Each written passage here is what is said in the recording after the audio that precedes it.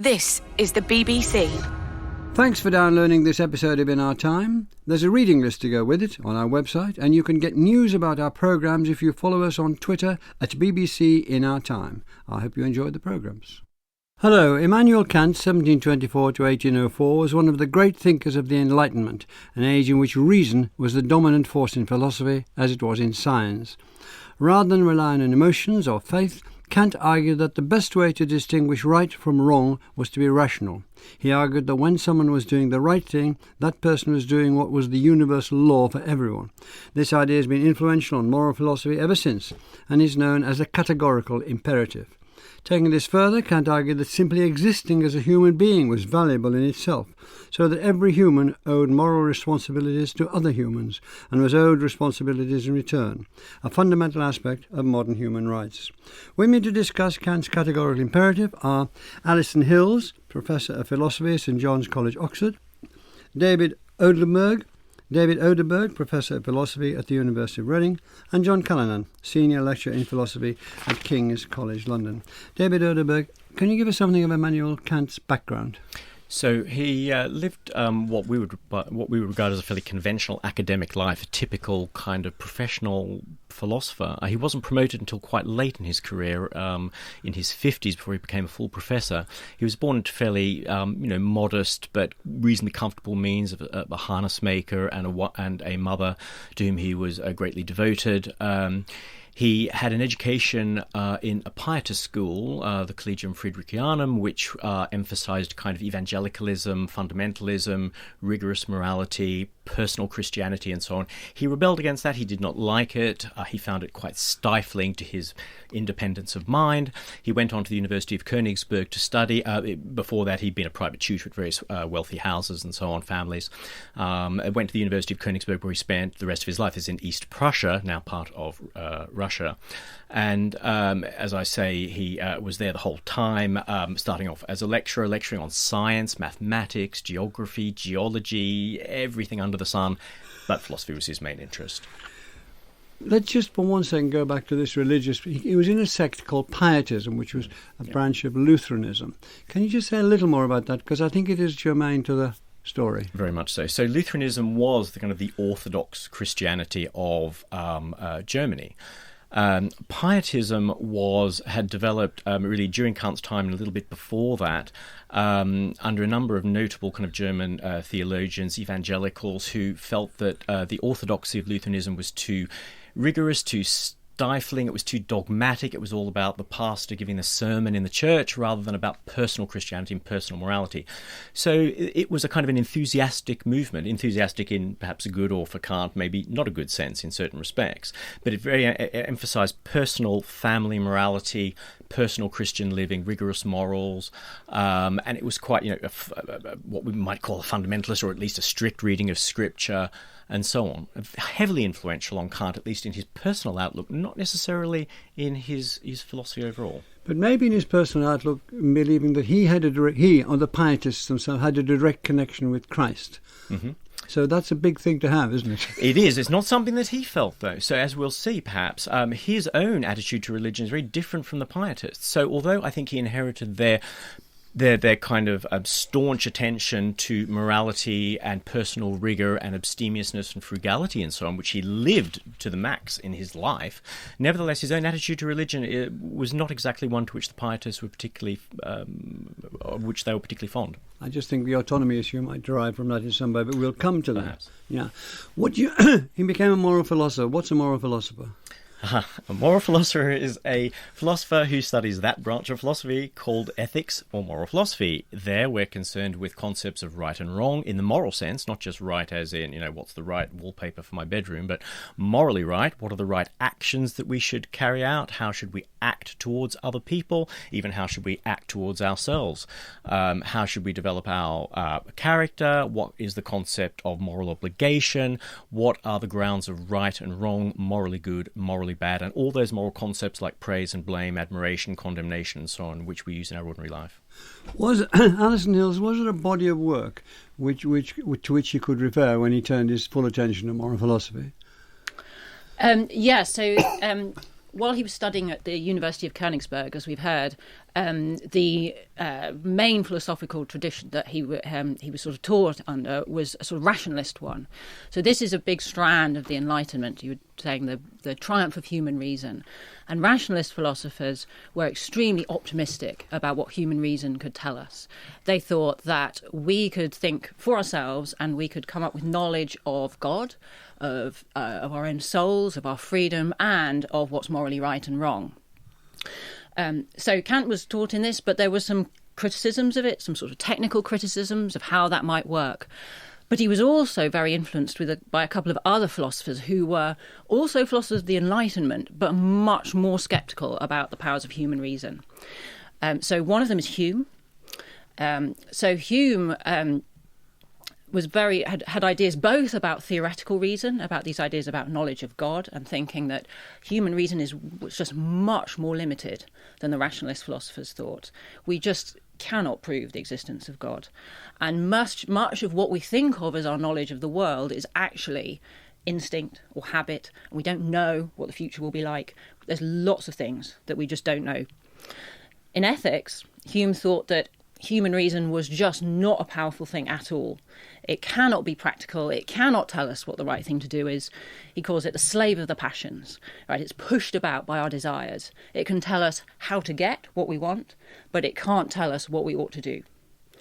So Kant talks about Hume waking him up from his dogmatic slumber, where he was going along with these rationalists, thinking, "Yes, I can prove all this stuff," and Hume saying, "Absolutely not."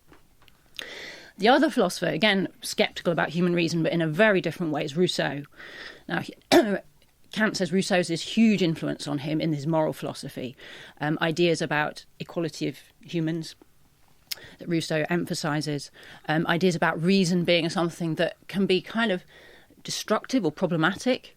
So Rousseau talks about how I can be kind of happy with my life, and then I compare myself to other people and think, well, it's fantastic that I'm on the radio. I'm so excited. But Melvin's on the radio every week. Actually, it's not so great after all. So these sort of reason giving me these comparisons, I turn out to be less happy than if I hadn't had reason at all. And Kant takes that argument directly into the groundwork and says, look, happiness cannot be the basis of morality. So there's another strand there. Yeah. But was he also influenced by his admiration for Newton, seeing that Newton had unlocked hitherto mysteries, things hitherto thought of mysteries, by the use of reason, by an internal use of reason? Did he think, I can do that for morals as he has done that for science? So yes, Newtonian philosophy was being taught, and of course at this stage there wasn't a big distinction between philosophy, science, mathematics. A lot of the major rationalist philosophers like Descartes and Leibniz were making major contributions in maths, and Kant himself makes some contributions in science and maths. And now he thinks that yes, I can try to prove things like this, but one of the fascinating things about Kant is that he is part of both these traditions of the Enlightenment, both the rationalist ones thinking reason can do all this stuff, and the one thinking actually it has limits, and Kant can bring those together. Before we come to the categorical imperative, is it possible to mention, en passant, I think this is a ludicrous question, but I think put it in for the sake of putting in a founding, to mention the Critique of Pure Reason, and a previous book which was important to the rest of his development? Yes, a summary of the Critique of Pure Reason. Well, this was Kant's huge, monumental work of theoretical philosophy, and his a really enormous, important, influential book. That's where he's really grappling with that first question I said Hume put to him. How can we have knowledge of the world? What can I know? He said was the question he was trying to address in the Critique of Pure Reason. And there's a huge amount in that book. But I think perhaps I'll mention some things that are really important later for the moral philosophy, which is that Kant thinks that there are limits to what we can know about the existence of God. We cannot prove that God exists. He attacks all these arguments the rationalist philosophers had put forward, people like Descartes trying to prove the existence of God. We can't know that. So we can't base ethics in knowledge of God. That won't work. Another very important limit is on human freedom. We cannot know that we are free. We also can't know that we're not free. We also can't know that God doesn't exist. These are just questions we can't answer with reason. And that's where he thinks the practical philosophy can come in and actually address some of these questions where theoretical reason gives out. Thank you very much. John Callanan, in 1785, he wrote The Groundwork of the Metaphysics of Morals, which is our focus really for this morning. What are the central questions he asks there?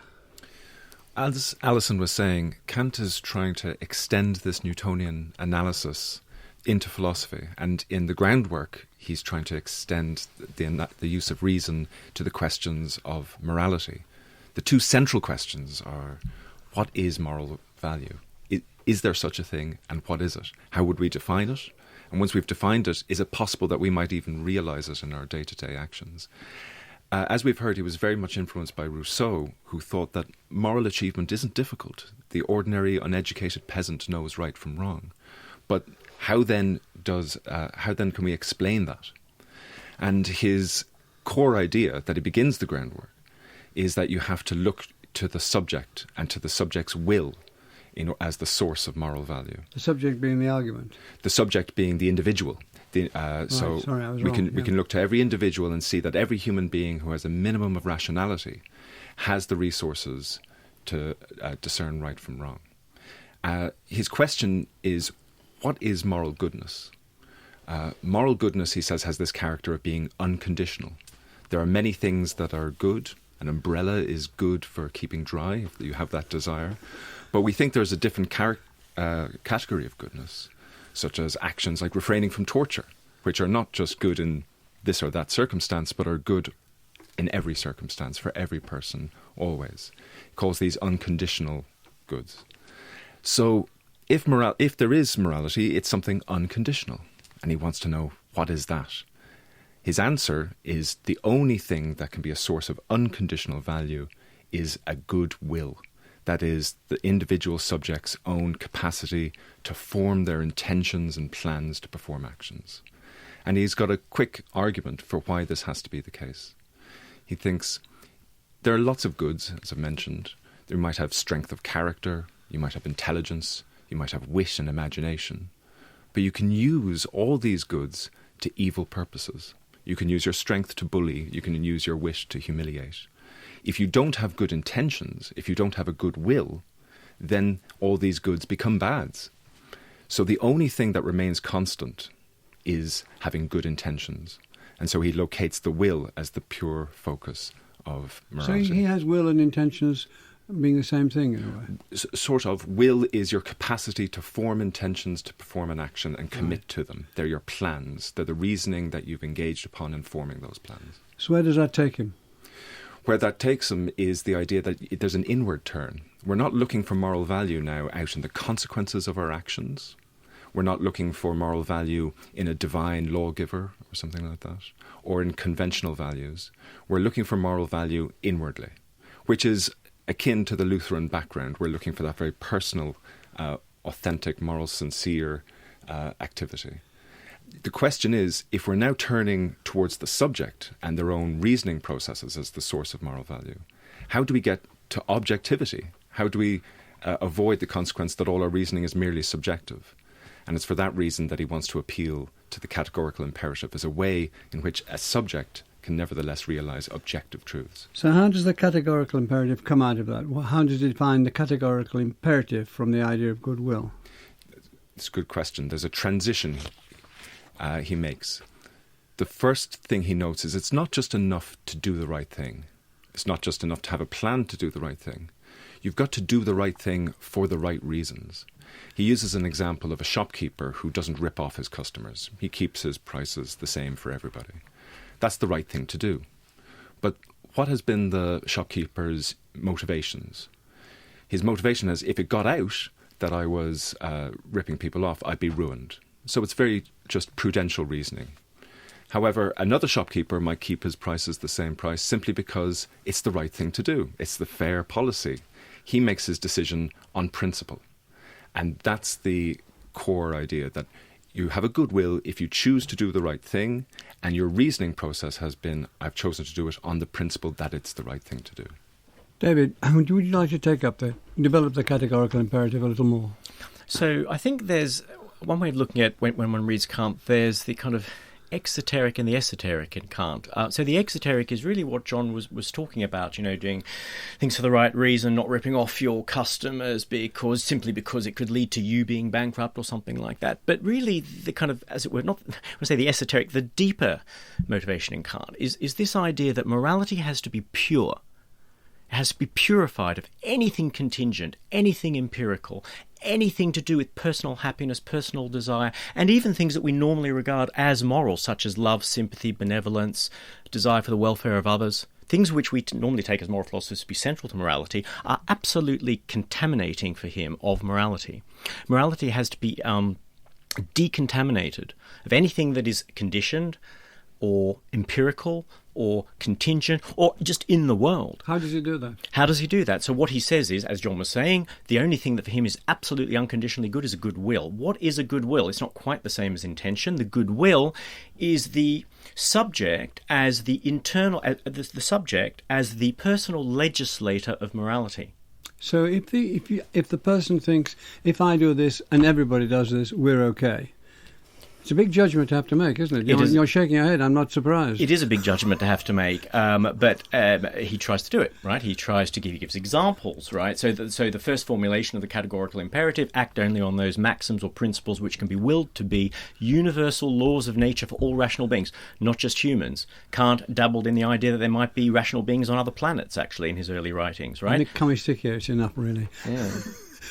So that has got to happen. So that's up to the individual every time to decide that this will be the case, and therefore acting in that way is moral. I have to ask myself, as a moral legislator, can the principle that I'm considering, should I lie? Should I do this? Should I do that? Should I treat people this way or that way? Should I treat myself this way or that way? Can I will that to be a universal law? Alison Hills, can we keep going with this categorical imperative? Can you give us some of the examples of things that he says this is categorically imperatively true? Yes. I mean, David's thrown a few in: lying, cheating, deceit, and that sort exactly. of thing. Yes, he gives 4 main examples, and they're chosen carefully because he thinks they're examples of every type of duty he comes out. So duty is his word for this reason to act morally, which has that force of being a categorical imperative. You must act. So there are duties to other people and there are duties to yourself. So the duties to others he talks about are the duty to not make false promises. That means not make a promise you don't intend to keep. So just as David was saying, if I promise you, lend me some money, I'll pay you back. And if I don't intend to keep that promise, Kant says, well, think what it would be like if everybody acted on that. Everybody would be going about trying to borrow money and without the intention to pay back. And that sort of institution of promising, where if I say I promise, you're expecting me to give it back, won't work anymore. You will think, she's just saying that. Of course she doesn't intend to pay back, so you're not going to lend me any money. So it won't work. So that's an example where you try to will your principle as a universal law, and there's a contradiction. You can't do it. So you must not will that maxim. So that was a duty not to make false promises. There's also a duty to help others. Similarly, I can imagine, Kant thinks, a world where nobody helps anyone else. I can imagine that's possible in a way that a world where everyone makes false promises is not possible. It's possible, but I can't will it. Why not? Because another feature of us, he thinks, is that we are not self-sufficient. We're dependent creatures. We depend on other people. So there are things that I will for myself that I can't achieve unless other people help me. So I can't at the same time will that no one ever helps anyone. So similarly, I have a duty not to will a maxim of never helping anyone. I have a duty, he calls an imperfect duty, to help other people sometimes. So those are his 2 examples of duties to others. He also gives some examples of duties to yourself. A duty not to... I think we might come on to that. Do you mind? A bit later, duties to yourself. Mm-hmm. I think that's we can separate that off. Is that all right? Yes. Fine. Right, John, how radically different is this, really, from formulations of the Bible, such as do unto others as you would have them do unto you? Right, so that rule, as it's known, the golden rule of do unto others as you would have them do unto you, there are some similarities here. In that case, you're considering whether to do an action and you imagine yourself from the perspective of someone else and try and imagine Is my rule fair? Would I be happy if someone else did this action in the same way? But the differences between the golden rule and the categorical imperative... That's the golden rule. Yeah. The differences between that and the categorical imperative are much more profound. Kant is quite emphatic that what he's proposing here is not the golden rule. With the golden rule, you're imagining what kind of desires can I act upon? I'll only act on the desires that I'll be happy that if someone else were to act on those desires towards me. But that's not really the type of moral psychology Kant thinks is appropriate. For example, what if someone has, for example, masochistic desires, doesn't mind receiving pain every so often? Does the golden rule then sanction that they can inflict pain on others now and again? Or the example that Alison just used, perhaps someone would reason, it's okay for me never to help someone so long as I never receive any help. That satisfies the golden rule as we've just understood it. I'm doing unto others as I would have them do unto me. But Kant thinks it's just obvious that if someone is in need, drowning in front of you, it's no excuse to say, well, I wouldn't accept any help if I were drowning, so therefore I don't have to offer you any help. We have some basic moral responsibilities, obligations to others. Where does he say they come from? We have some basic moral responsibilities. Where does he find those? He thinks the basic moral responsibilities are issued by reason itself. This is what Alison was talking about earlier, the rationalist theme, that just by going through a rational procedure of thinking about what if everybody did this, we can discover that certain policies, the action of making a false promise, of never helping anyone else, are actually rationally incoherent. That means that reason itself recommends that we must always make our promises sincerely. So just by thinking through it rationally, we're given a motivation to perform a certain kind of action.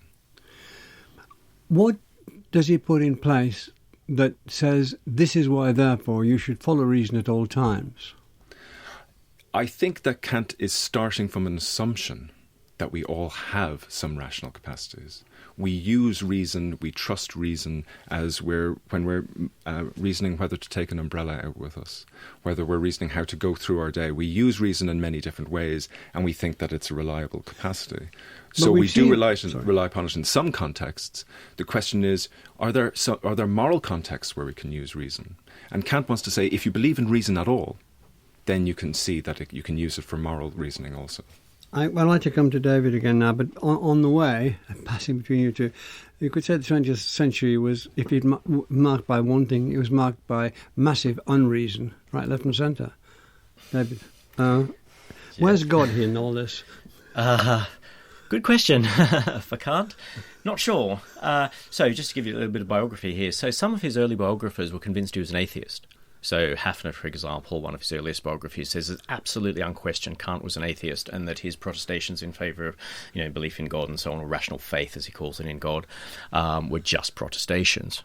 Others say, well, he was an agnostic. Others, historians such as Frederick Copleston, are convinced he was a sincere theist. That just goes to show how difficult it is to know exactly what Kant did think about God. Here's what we do know from his official statements in the Critique of Practical Reason, in the Groundwork and other writings. We must believe in God. Why must we believe in God? Well, as Alison was suggesting earlier, in terms of practical reason, Critique of Pure Reason is we can't prove the existence of God through theoretical means. Those proofs don't work. They're folly.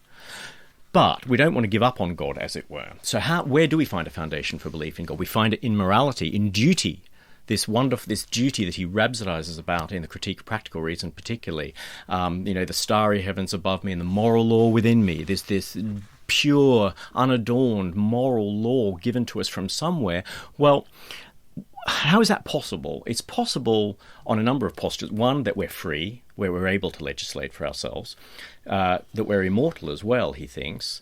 Not that he can theoretically prove it, that we must somehow postulate it, we must hope for it. And also that we must postulate the existence of God. Is God the supreme lawgiver? Well, he never says. I mean, he wants to extricate himself from the Enlightenment idea, part of the project. Morality is not imposed on us by a divine lawgiver.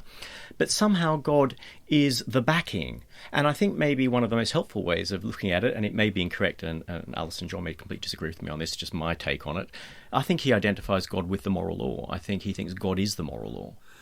It's a fight, isn't it? Because the entitlement is sort of wrenching its place in intellectual space from the church and still holding on with its fingernails to what they've been led to believe for centuries, and so on. Alison, do you want to take that up? So I think I'd put an emphasis on a slightly different part of the moral philosophy. Brings in another interesting part of it, which is the place of happiness in Kant's moral philosophy. So we're very familiar with lots of moral theories that say happiness is the important thing, and utilitarianism is the key one there, saying like the moral thing to do is to make people happy. Now, Kant doesn't think happiness plays that important role, partly for the reasons I was talking about before, that he thinks it's a very elusive goal for us. We are never really sure exactly what will make us happy. So we can't base anything as important as duties on that. But he does think, and he also says that we must do our duty, even if it's not going to make us happy, or even anybody else happy. We must not lie. We must not torture people, even if that would make ourselves or other people happy. But he does think that the highest good is virtue rewarded. So the goodwill and happiness combined. And he says, well, look around you. Do good people get rewarded in this life? No, they do not. So we must hope, as we were saying, we must hope that there is another life where we will be able to perfect our virtue. Because Why does he think we must hope?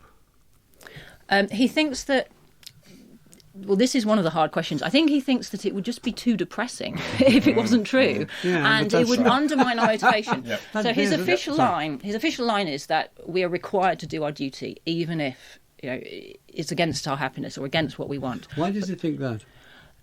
Because he thinks that when we reflect on what's morally right and wrong, it does have that force. He says, well, just think about it. You think about somebody who is, very tempted to tell a lie. Maybe, he gives one example of somebody who is being asked to give witness against Anne Boleyn, and they're being threatened with execution unless they lie. And he says, look, everybody knows the right thing to do here is not to tell a lie. The difficult thing is to persuade yourself to do it, to motivate yourself to do it. You know it's the wrong thing to do. Even if that would be, it would make you much happier, you would live your life happily ever after, and that's what you'd want to do. We know it. Common people reflecting on morality know it has this force. So we know we have to do it, but it would be so difficult for us to do if we just thought, we will never end up happy with this, not even in another life. So we have to hope that's true, and we have to hope that God will reward us, and we have to hope that we can perfect ourselves morally and be rewarded. Do you see that as a weakness to this theory, John Callanan?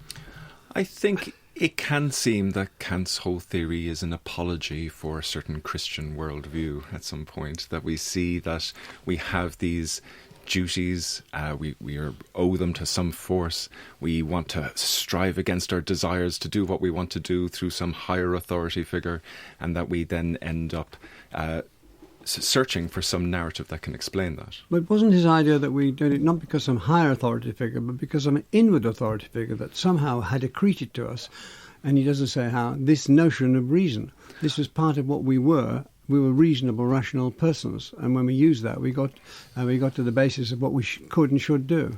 I think Kant seems to have religious and anti-religious moments. The anti-religious moment seems to be the one that you just described. We look to ourselves for the source of moral authority and moral decision-making. But there are other moments where thinking of ourselves as God's creatures, thinking of perhaps that there might be some reward for us in an afterlife, has to find a place in his system. So there's a deep ambivalence frequently in Kant's thinking. This is one example. But does it come back to, and this is really a crude question, I apologise, but you can make it much better. Does it come back to duty as the basic thing that he's advocating? Is that it? Fundamentally, duty is at the core of Who defines duty then? Pardon? Who defines duty? The human being defines duty for themselves. But what if my duty is different? Idea of duty is different from yours? That is the challenge I mentioned earlier. If we're taking this subjective turn where we're now looking towards our own intention-forming capacity to decide what's the right thing to do, how can we know that we are actually getting to something like objective truth? Can we know that we're actually getting to real, genuine duties? And the answer is he has this confidence that we have a universal form of rationality that we can appeal to, that every human being can appeal to, and that gives a constraint on the kinds of answers that we can give. David Oderberg, what are the implications and impact of what's being called the humanity formulation? Right, so the humanity formulation, as it's called, the second formulation of the categorical imperative, is perhaps more influential in its kind of long-term legacy than the first formulation. The second formulation always act on those maxims such that you treat humanity never merely as a means, but always as an end in itself. So the idea there is, of course, we use people as means to ends all the time. Every time I go to the post office, I'm using the post office person as a means to get my letter posted. When I go to the supermarket, I'm using the checkout person as a means to get my bottle of milk. That's okay.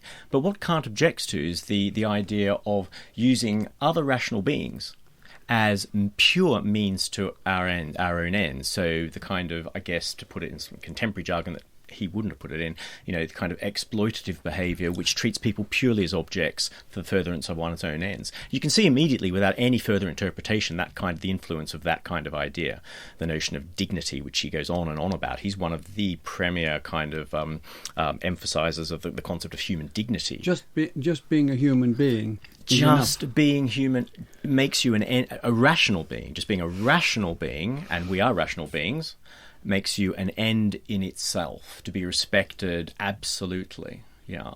And that you can see human rights, human dignity, the dignity of the person, which everyone mouths on about all the time. I mean, I can trace a lot of that really back to Kant. When you mean mouths on about, you mean talks about these days.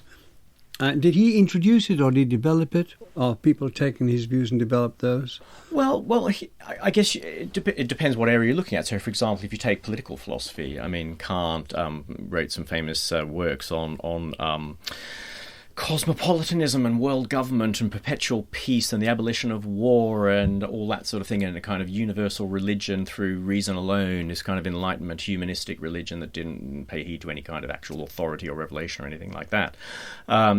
He really prefigured a lot of those kind of ideas that people talk about even now. I mean, he probably would have been quite happy with the United Nations as a concept, maybe not in practice, but, perpetual peace, a league of commonwealths, a league of republics resolved by reason alone to establish perpetual peace. Yeah.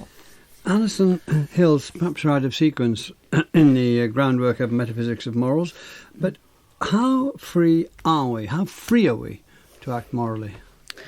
So this is probably the most difficult question that we've tackled so far, the place of freedom in Kant's moral philosophy. It's absolutely crucial to him. He thinks that if we have a duty to do something, it must be possible for us to do that thing. So he is very concerned that we might be just a member of the causal order like anything else, where one thing happens after another and there isn't actually options open to us that we can freely choose between.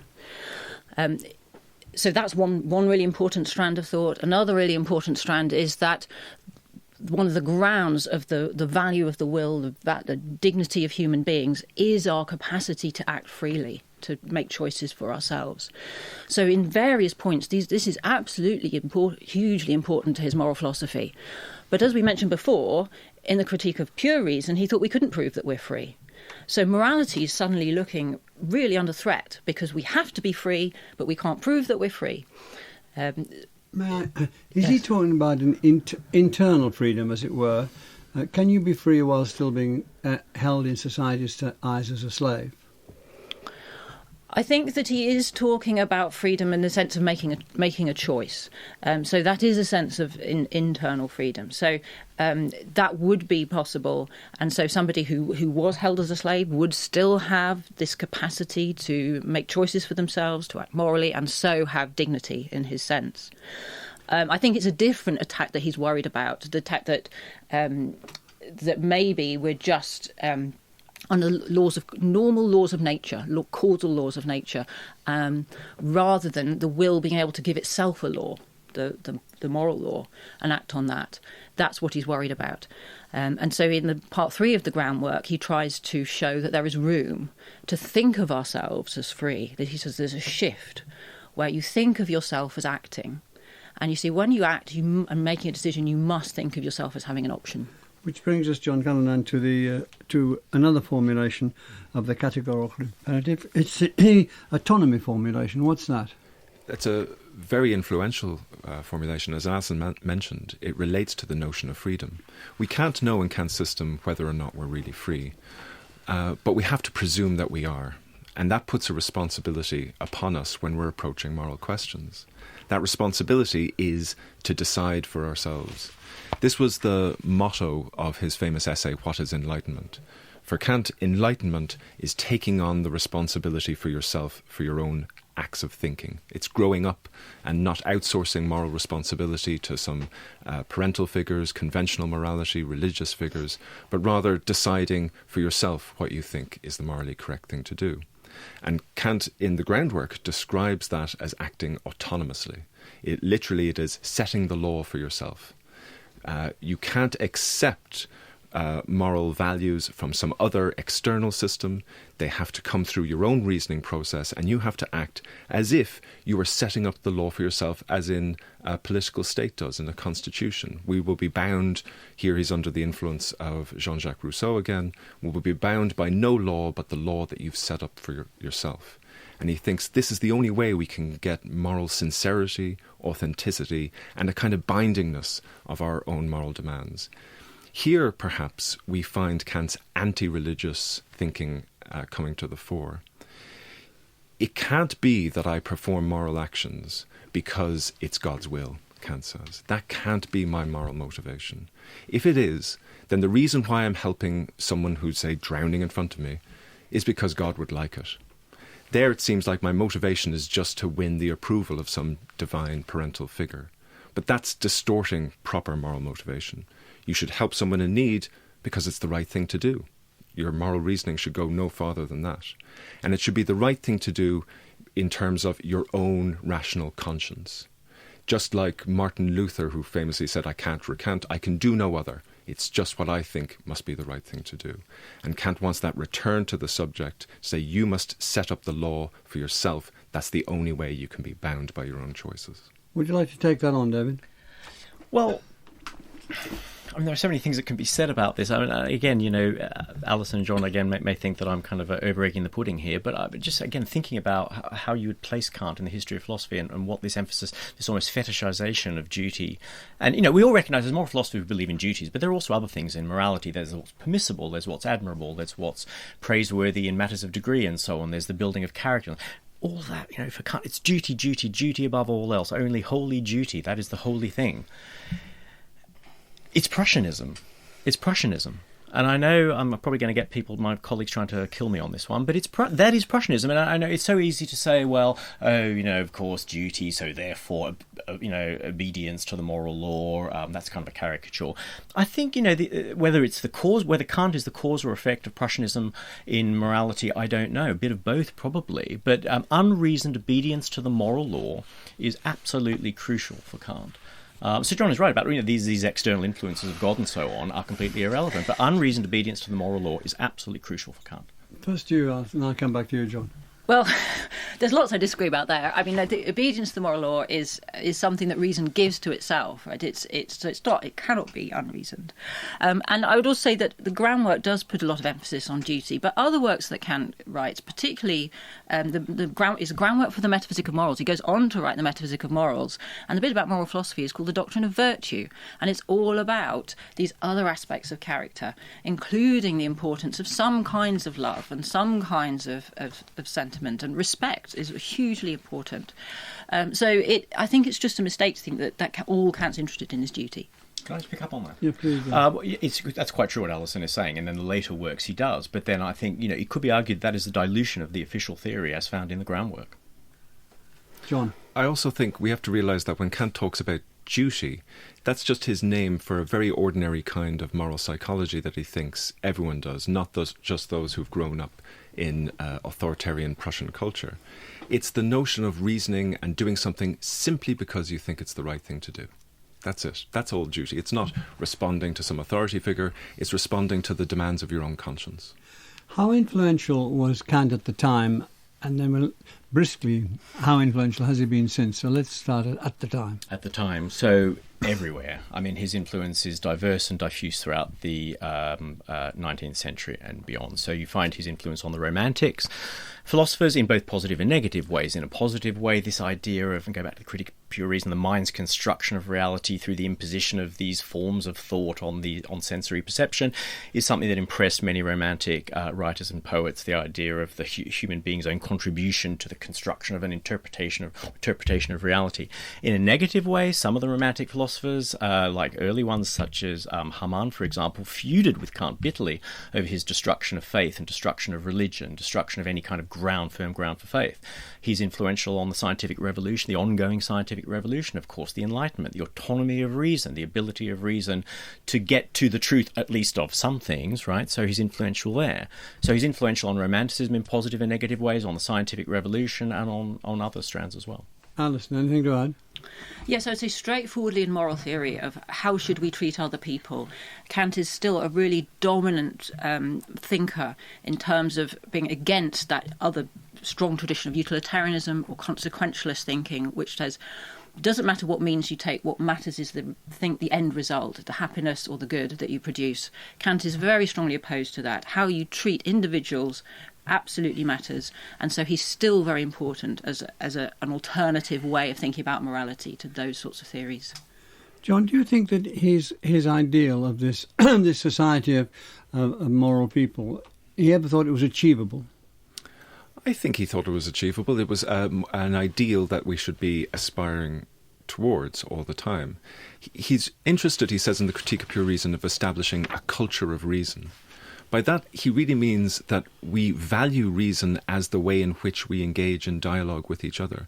We don't think that our moral transactions are just about who has the stronger passion, who has the stronger desire, but rather can we give reasons and arguments for why we're doing what we're doing. And he sees that his project is trying to promote that culture, and I think to a large degree he's been successful. Well, thank you very much, John Callanan, Alison Hills and David Oderberg. Next week we'll be discussing Wuthering Heights, Emily Bronte's novel of love, cruelty, violence, revenge and Yorkshire. Thanks for listening. And the In Our Time podcast gets some extra time now with a few minutes of bonus material from Melvyn and his guests. So what did we miss out? I think one thing when we're talking about Kant's influence at the end there, one thing that we can talk about is the role of autonomy again. The idea of deciding for yourself, I think, and the importance of that in the morally authentic life is extremely important in ways that Kant didn't predict and perhaps wouldn't have approved of. Existentialism, you might say, is a philosophical movement from Nietzsche to Kierkegaard right up to Jean-Paul Sartre, thinking that the choice of simply making a choice for yourself is the ultimate valuable thing, and taking on responsibility for your choices. For those thinkers, they have far less confidence in reason as an ability to constrain those choices to get at objectivity. So you could describe existentialism as Kantian autonomy without the reason, and it's been massively influential in all different ways. When I said what do we live about, a look of despair came across your face, David. We missed out so much, but what most importantly did we miss out? What we most importantly missed out. So Bertrand Russell said of Kant that he awoke from his dogmatic slumber and invented for himself a soporific which soon put him back to sleep again. Nietzsche called him a catastrophic spider. Heinrich Heine said he was a greater destroyer than Robespierre. And Moses Mendelssohn called him a destroyer. And legend has it that the people of Königsberg named their dogs the Destroyer after Kant. Why?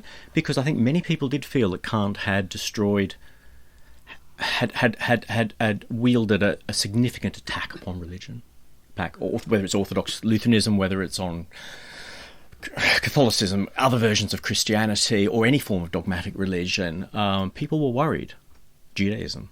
Kant sought the euthanasia of Judaism. That's his terminology. So in the conflict between the theological and philosophical faculties, there's just great defence of the autonomy of philosophy over theology. I think it was in that one. Correct me if I'm wrong. He argued for the euthanasia of Judaism because Judaism was a superstitious desert religion which relied on dogma and should be superseded by autonomous reason. Well, so I guess I come as somebody interested in moral philosophy and what's right and wrong. And so I guess I'd like to talk more about the kind of theory you get out of the categorical imperative. This idea that you have relatively simple principles like not lying, like not killing people, and whether an ethics like that is viable. So, I mean, I mentioned that it comes under attack, or sort of against a kind of view where lying is fine if it makes people happier or produces more good. So, can you think of humans as having dignity, and in a way that makes sense of well, there are lots of us, so how can we treat everybody fairly?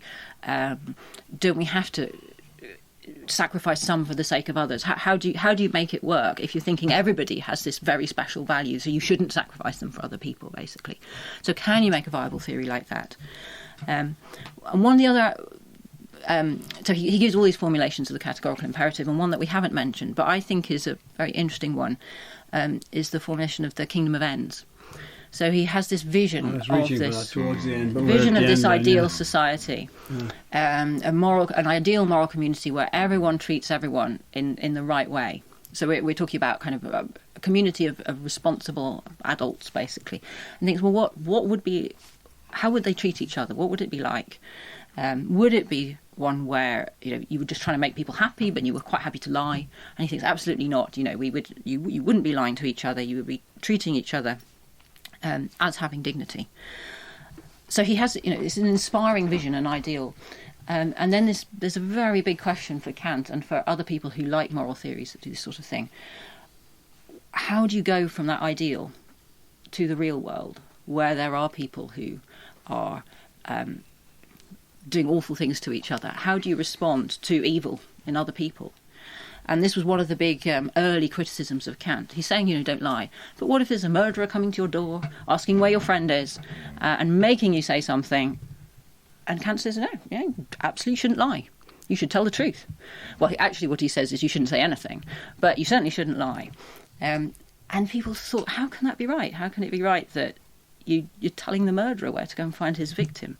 But Kant has this idea that, well, you should not be dragged down by what other people do. You should be playing your part in making this ideal community, and so you should just do what's right. Can I pick up on that? Please do. So actually, when you read his paper on, I suppose, right to lie, which was quite controversial at the time and still is, actually you find that if you cut through all the verbiage of Kant, and Kant is full of verbiage and technical jargon and just obscurantism, he's responsible for all continental philosophy as we have it today. If you cut through all the verbiage, actually the reason he gives for why you shouldn't lie in the case of the quintessential Nazi at the door wanting to find the Jews to take to the concentration camp, those sorts of cases, is simply, where do you draw the line? Where do you draw? Okay, if you're prepared to lie to save a life, are you prepared to lie to stop someone from being hurt? Are you prepared to lie if it means that you'll get a promotion and find a cure for cancer? Are you prepared to lie in something? I mean, basically, think where do you draw the line is ultimately what he's saying, and I actually admire him for that he holds the line on lying, unlike pretty much every other philosopher. I'm actually with him on that. I know it's a minority view. I think there are aspects in Kant which are incredibly uplifting and quite noble in a really good way. Kant is, whatever you think about Kant, he's a philosopher of uplift. You don't read Kant coming away, you might come away feeling quite pessimistic about the chances of reason to actually know anything, but you do come away, as far as morality is concerned, with a sense he really cares. He really cares about morality. I think, as a historian of philosophy, one of the things I'm more interested in as well is how this theme we started with, that Kant is attempting a scientific analysis of morality. He thinks he knows what it is to be scientifically rational. It's to find universal laws that dictate what must happen. And he thinks he can apply that to the realm of human behaviour and what ought to happen. That very project is one that is controversial in itself. Perhaps reason is a more diverse phenomenon than we think. It's not simply this scientific model that might work for physics, but doesn't necessarily work in the same way for human beings. Kant sometimes seems constrained by his appeal to universality, finding universal laws all the time, and tries to bend all the moral phenomena into an analysis in those terms. And perhaps if it points at the end of the day, if that project isn't possible, that perhaps the very idea of giving a scientific analysis of moral phenomenon is itself misguided. Well, thank you. I think you're about to be up at the producer is here. Would anybody like tea or coffee? I think I'll have tea, actually.